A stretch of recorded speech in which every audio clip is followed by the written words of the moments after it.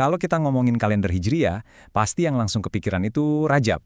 Atau, tentu aja, Ramadan. 2 bulan ini kan istimewa banget.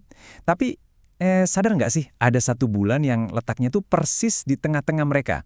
Bulan yang sebetulnya super penting, tapi anehnya justru sering banget kelewat. Yap, benar banget. Di antara kemuliaan Rajab dan gegap gempita persiapan Ramadan, ada satu bulan yang nasibnya kayak terjepit gitu, sering dilupakan. Penasaran gak sih bulan apa itu? Nah, jawabannya ternyata datang langsung dari lisan Rasulullah Shallallahu Alaihi Wasallam. Beliau sendiri loh yang bilang kalau Sya'ban itu bulan yang biasa dilupakan orang. Ironis banget kan? Justru karena sering dilupakan inilah kita bakal bedah tuntas hari ini. Kenapa bulan Sya'ban ini sebetulnya agung luar biasa. Oke, kita mulai dari peristiwa besar yang pertama. Ini adalah sebuah momen yang benar-benar mengubah arah ibadah seluruh umat Islam selamanya. Dan tebak, kapan itu terjadi? Tentu saja di bulan Sya'ban. Coba dibayangin, selama berbulan-bulan di Madinah, Rasulullah dan para sahabat itu sholatnya menghadap ke Masjidil Aqsa di Yerusalem. Tapi, di dalam hati, beliau tuh rindu banget sama Ka'bah di Mekah. Nah, tepat di bulan Sya'ban inilah, kerinduan itu dijawab langsung sama Allah. Turun perintah untuk memindahkan arah kiblat secara permanen ke Masjidil Haram. Dan ini keren ya, momen super bersejarah ini nggak terjadi di sembarang waktu loh, tapi spesifik pada malam nisfu Sya'ban, pertengahan bulan. Ini benar-benar makin mengukuhkan betapa spesialnya malam itu sebagai titik balik identitas ibadah kita semua. Ayat ini tuh indah banget ya, menggambarkan gimana penantian Rasulullah. Allah itu maha melihat. Dia lihat wajah nabinya yang terus-menerus menengadah ke langit penuh harap. Dan boom, di bulan Sya'ban, harapan itu dijawab. Ini bukan sekadar perintah, tapi ini adalah sebuah momen validasi, sebuah penghormatan langsung dari Allah untuk nabinya. Oke, dari arah kiblat kita pindah ke peristiwa besar kedua. Yang ini jauh lebih personal dan relevan banget buat kita semua nih. Anggap aja ini semacam momen annual performance review spiritual kita di hadapan Allah. Jadi pengangkatan amal itu apa sih? Simpelnya gini, ini adalah momen di mana rapor tahunan spiritual kita diserahkan.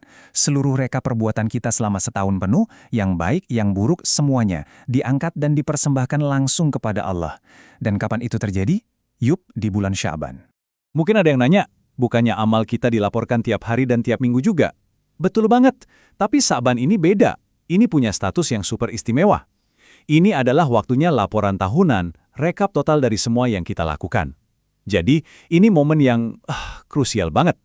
Nah, ini kan jadi bikin kita mikir ya, kalau Sya'ban ini bulan pelaporan amal. Terus gimana dong sikap Rasulullah sendiri menghadapinya? Kenapa beliau justru memperbanyak puasa di bulan ini? Bahkan katanya lebih banyak dari bulan-bulan lain selain Ramadan. Ada apa ya? Dan jawabannya, subhanallah, luar biasa banget. Beliau ingin saat laporan tahunannya dipersembahkan, beliau berada dalam kondisi spiritual terbaik, yaitu dalam keadaan berpuasa. Coba bayangin, saat rapor tahunannya dipersembahkan, beliau pengen ada di kondisi spiritual terbaiknya. Ini pelajaran yang dalam banget buat kita semua tentang gimana sih cara terbaik menghadiri momen sepenting ini. Oke, kita lanjut ke peristiwa besar yang ketiga. Kalau yang pertama tadi soal arah ibadah, yang kedua soal evaluasi diri, nah yang ketiga ini adalah tentang ekspresi cinta kita kepada Sang Pembawa Risalah, Nabi Muhammad SAW. Jadi, percaya nggak? Ternyata di bulan Sya'ban inilah turunnya perintah langsung dari langit. Sebuah anjuran, sebuah undangan bagi seluruh orang beriman buat mengirimkan shalawat dan salam penghormatan kepada Nabi kita. Coba deh, kita resapi sejenak betapa agungnya perintah ini.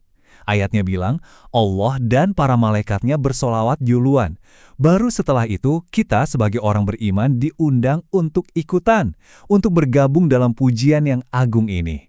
Nah, inilah kenapa Sya'ban itu sering banget disebut sebagai bulannya sholawat. Oke, jadi setelah kita tahu 3 peristiwa super besar ini, gimana sekarang cara kita memandang Sya'ban? Jelas ya, ini bukan sekedar bulan biasa. Ini tuh kayak jembatan vital yang menghubungkan kita langsung ke Ramadan. Jadi buat ngingetnya gampang, ada 3 pilar keistimewaan Sya'ban. 1.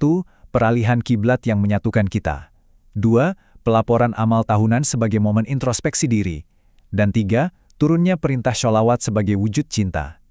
3 hal ini yang bikin bulan Sya'ban jadi agung banget. Nah, poin utamanya ini nih, dan ini penting banget. Sya'ban itu bukan ruang tunggu buat Ramadan, bukan. Anggap Sya'ban ini adalah gym spiritual kita. Ini adalah waktu buat pemanasan, buat latihan, buat nyiapin mental dan fisik. Supaya apa? Supaya pas Ramadan tiba, kita nggak kaget. Kita bisa langsung tancap gas, lari kenceng dalam ibadah. Dan sebagai penutup, saya mau tinggalin satu pertanyaan buat kita renungkan bareng-bareng. Setelah tahu semua ini, setelah tahu betapa agungnya bulan Sya'ban, pertanyaannya udah bukan lagi apa itu Sya'ban, tapi berubah jadi gimana cara kita, masing-masing dari kita, akan menghidupkan dan memuliakan bulan yang sering terlupakan ini.